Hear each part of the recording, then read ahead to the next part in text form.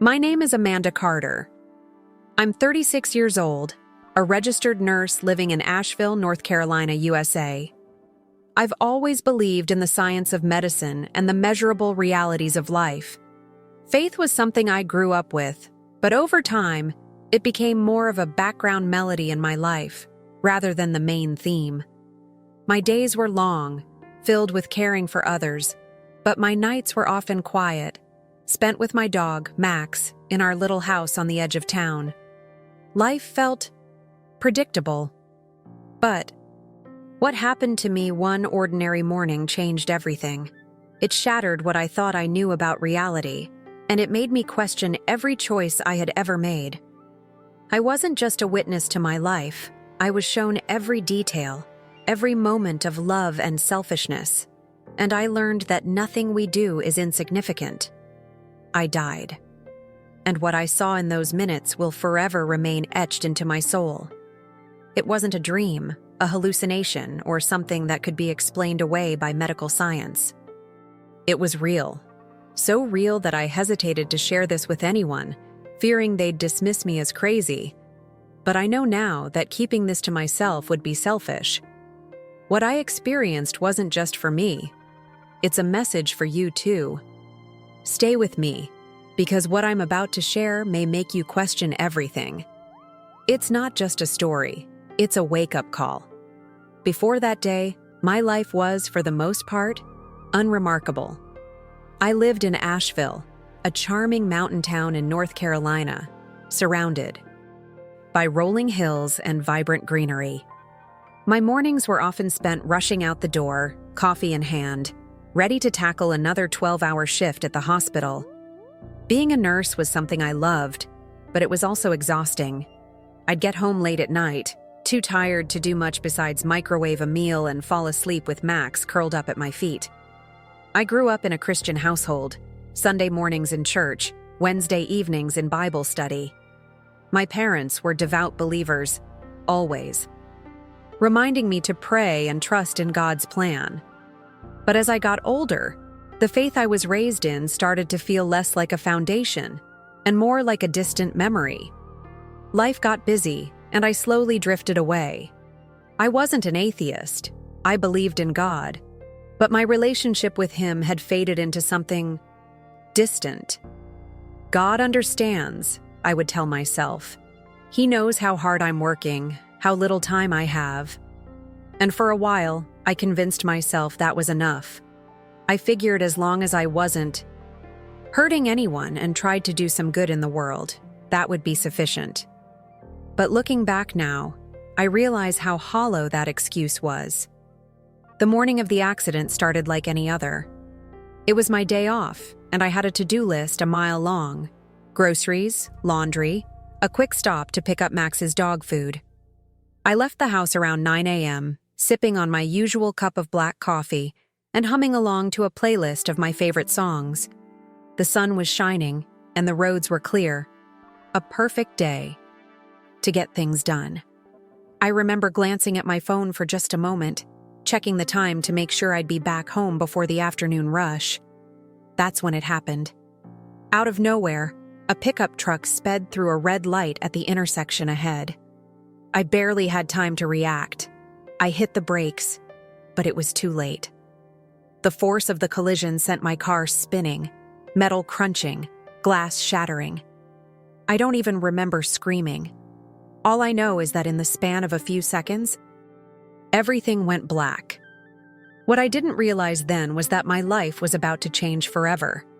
Not just because of the accident, but because of what I was about to see. When everything went black, I expected that to be it. The end. No more thoughts, no more sensations. Just nothingness. But what happened next was something I could never have imagined. I became aware of myself floating, weightless, above the scene of the accident. I looked down and saw my car, crumpled like a soda can, surrounded by paramedics working frantically. I could see my own body slumped against the steering wheel, lifeless. It was surreal, like watching a movie where I was both the protagonist and the audience. At first, I felt detached. like I was observing someone else's life. But as I floated higher, a strange calmness washed over me. The chaos below seemed so distant, so unimportant. I wasn't afraid. In fact, I felt more at peace than I ever had in my entire life. That's when I noticed a light. It started as a faint glow in the distance, but it grew brighter with every passing moment. It wasn't like the harsh glare of sunlight or a flashlight. It was soft, warm, and inviting. The light seemed alive, pulsing gently as if it were breathing. And it wasn't just something I saw. I felt it. It radiated a love so profound, so unconditional, that I couldn't help but be drawn to it. As I moved closer to the light, the scene of the accident faded away. It was like stepping through a doorway, leaving one world behind and entering another. I found myself in what can only be described as a tunnel, though it wasn't dark or ominous. The walls shimmered with colors I had never seen before, hues that don't exist in our physical world. The air, if you could call it that, vibrated with a low hum, a sound that resonated deep within me. It was as if the tunnel itself was alive. I felt myself being pulled forward, not against my will, but as if the light was calling me. And personal. The light was everywhere, illuminating everything without casting shadows. And in the center of it all was a presence. I knew immediately who it was. There was no introduction, no need for words. Standing before me, radiant and majestic, was Jesus. His presence was overwhelming, not in a frightening way, but in its sheer power and love. It was as if every part of me was being held in his gaze, and in that moment, I felt completely known. Every secret, every flaw, every moment of shame. He saw it all. And yet, there was no condemnation in his eyes, only love. A love so pure, so all-encompassing, that it brought me to my knees. "Amanda," he said, though his voice wasn't like any voice I had ever heard. It wasn't spoken aloud, but it resonated within me, as though it were part of my very being. "You are here because there is something you must see, something you must understand." Before I could respond, the space around us shifted. It was as if the radiant light had transformed into a screen, displaying scenes from my life. But this wasn't like watching a home video or flipping through a photo album. I wasn't just seeing my life, I was reliving it. Every moment, every decision, every thought and feeling played out before me with a clarity I'd never experienced. I saw myself as a child, holding my mother's hand as we walked to church. I felt the innocence of those days, the simple faith I had back then. I saw the moment I graduated from nursing school, the pride I felt in my accomplishments. But I also saw moments I had long since forgotten, or perhaps moments I had tried to forget. Times when I had spoken harshly to others, times when I had chosen selfishness over compassion. What struck me the most was how I experienced these moments, not just from my own perspective, but from the perspective of those I had impacted. I felt the pain of the friend I had ignored during a difficult time. I felt the joy of the elderly patient whose hand I had held during her final moments. Every action, no matter how small, rippled outward, affecting not just me, but everyone around me.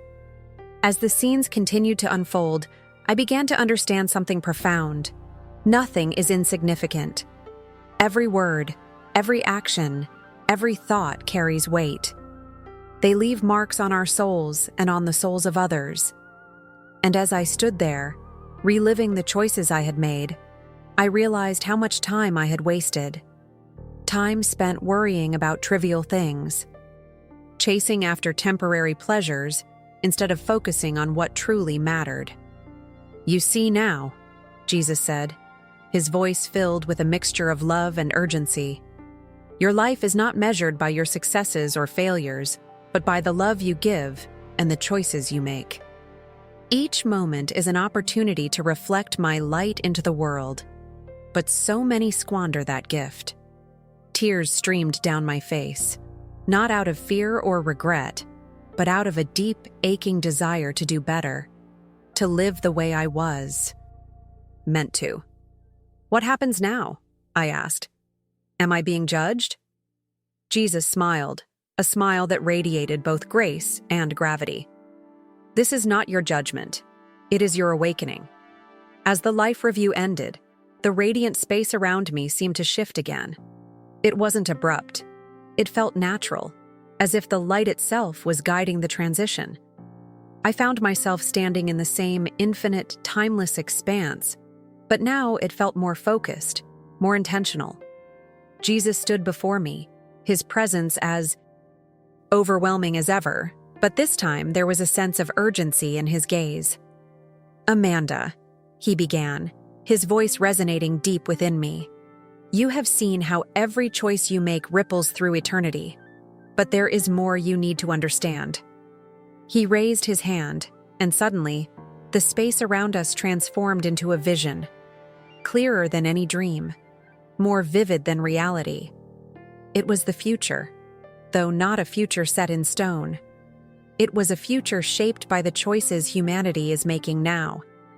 The first thing I saw was darkness. Not a physical darkness, but a spiritual one. It spread across the earth like a thick fog, suffocating everything in its path.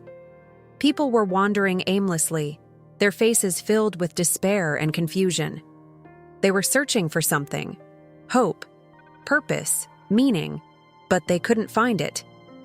I felt their pain, their emptiness, and it broke my heart. "This is what happens," Jesus said, "when people turn away from the light, when they choose selfishness over love, pride over humility, and comfort over truth. The darkness grows, not because of some external force, but because of the choices made in every heart." The scene shifted again, and I saw the world consumed by chaos. Natural disasters, wars, and divisions tore through communities. But amidst the chaos, I noticed something extraordinary. Small points of light scattered across the darkness. These lights were people, ordinary individuals who had chosen to live in love and truth. They weren't perfect, but they carried the light of God within them, and their presence pushed back the darkness around them. "These are my children," Jesus explained. "They are the ones who choose to reflect my light, even when it's difficult, even when it costs them everything. They are the hope of this world." I was struck by the simplicity of it all. It wasn't grand gestures or monumental acts that made these people shine. It was their daily choices, a kind word, a selfless act, a moment of compassion. These were the things that mattered most. These were the things that carried eternal weight. Then the vision changed again. I saw a world filled with light, a world where love and truth prevailed. It wasn't perfect. There was still pain and struggle, but it was different. People cared for one another, not out of obligation, but out of genuine love. They lived with purpose, understanding that their choices mattered. It was a glimpse of what could be, a future shaped by hearts aligned with God's will. "This is what I desire," Jesus said, his voice filled with both hope and sorrow. "But it is not guaranteed. It depends on the choices of every individual. The light you saw is within each of you, but it must be nurtured. It must be shared." As I stood there, overwhelmed by what I had seen, Jesus turned his gaze directly toward me. "Amanda," he said, "your time here is not yet over. You have a choice to make. Will you return to your life and share what you have seen, or will you remain here?" His words took me by surprise. The thought of leaving this place, this presence, was almost unbearable. It was perfect here, peaceful, full of love. But I knew what I had to do. "I'll go back," I said, though my voice trembled. "I'll share what I've seen." Jesus smiled, his eyes filled with both sadness and joy. "It won't be easy," he said. "Many won't believe you. Some will mock you. but others will hear, and their hearts will be changed.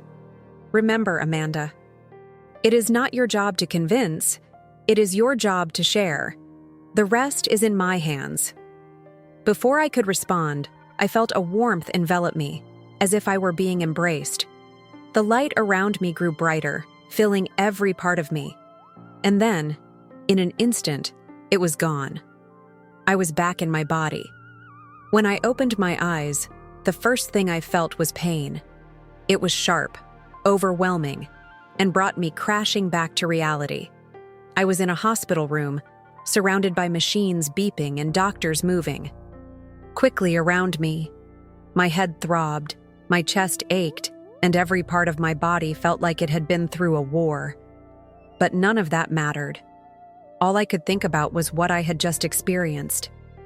A nurse leaned over me, her voice soft but urgent. "Amanda, can you hear me?" she asked. I nodded weakly, tears streaming down my face. Not from the pain, but from the sheer weight of what I had been shown. "You're a miracle," she said, her eyes filled with emotion. "We thought we lost you. You were gone for nearly 7 minutes." 7 minutes. It felt like an eternity, yet it wasn't enough to fully grasp the magnitude of what I had seen. As the days passed and my body began to recover, I wrestled with the decision I had made. Returning to this life had felt right in that moment, but now it seemed daunting. How could I possibly explain what I had experienced? Who would believe me? Even as I tried to process it all, memories of the accident and the moments that followed replayed in my mind like a vivid movie. The light, the tribunal, the visions, they weren't fading like a dream. They were as real as the hospital bed I was lying in. The first person I told was my sister, Emily. She sat by my bedside, holding my hand, her eyes filled with concern. "Mandy," she said gently, "you scared us all so much. I thought we'd lost you." I took a deep breath, gathering the courage to speak. "Emily," I said, my voice barely above a whisper, "I need to tell you something. Something that happened while I was gone." As I shared my story, I watched her expression shift from confusion to awe. She didn't interrupt, didn't question me.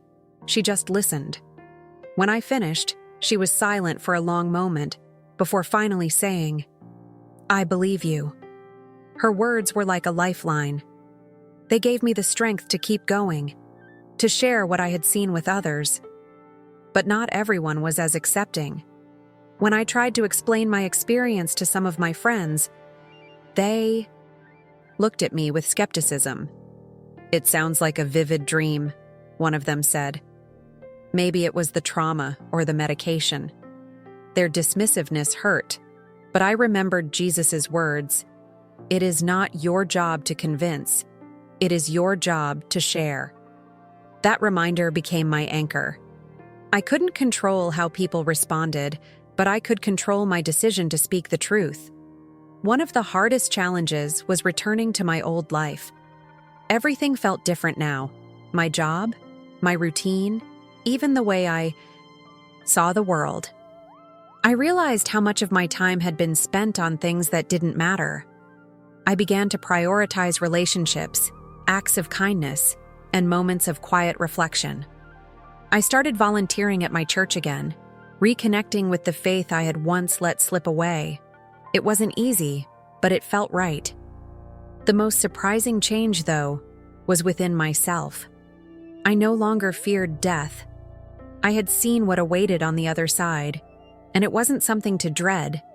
It was something to prepare for. That knowledge gave me a sense of peace I had never known before. But it also came with a responsibility.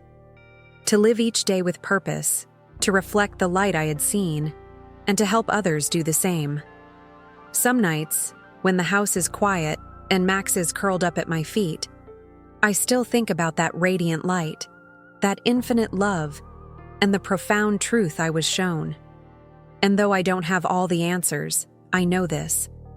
My life now has a clarity and meaning it never had before. And for that, I am deeply, deeply grateful. Now that I've shared my story with you, I need you to understand something. This isn't just about what happened to me. It's about what it means for all of us. My experience wasn't a coincidence or a random event. It was a wake-up call, not just for me, but for anyone who will listen. What I saw in those moments of death changed me forever. I realized how much of my life I had spent chasing things that didn't matter, things that would fade away. With time, I saw how every decision I made, whether it was to speak kindly or act selfishly, left a mark, not just on my soul, but on the souls of others. And I understood that every single moment is a gift, an opportunity to live with purpose and to reflect the love of God into the world. There's a verse I remember from my childhood that now holds a completely new meaning for me. Let your light shine before others, so that they may see your good works and give glory to your Father who is in heaven. That's what this is about. It's not about being perfect.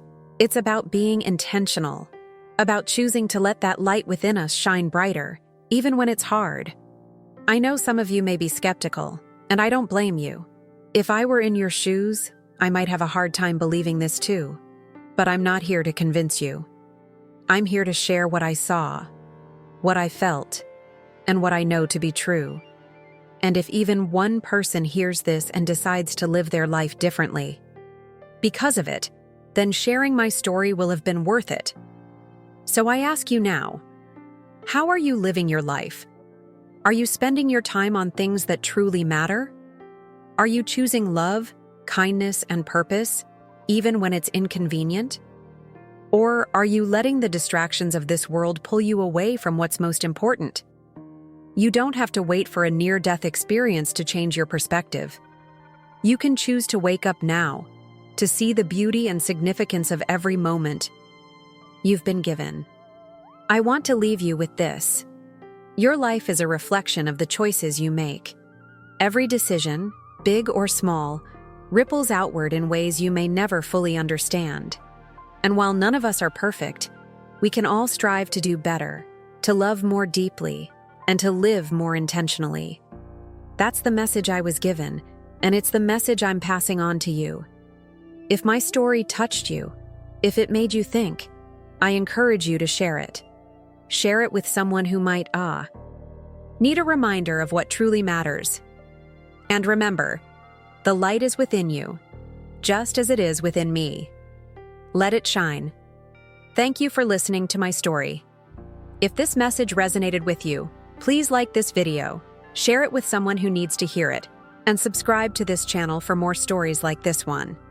Together, we can create a ripple of light in a world that so desperately needs it.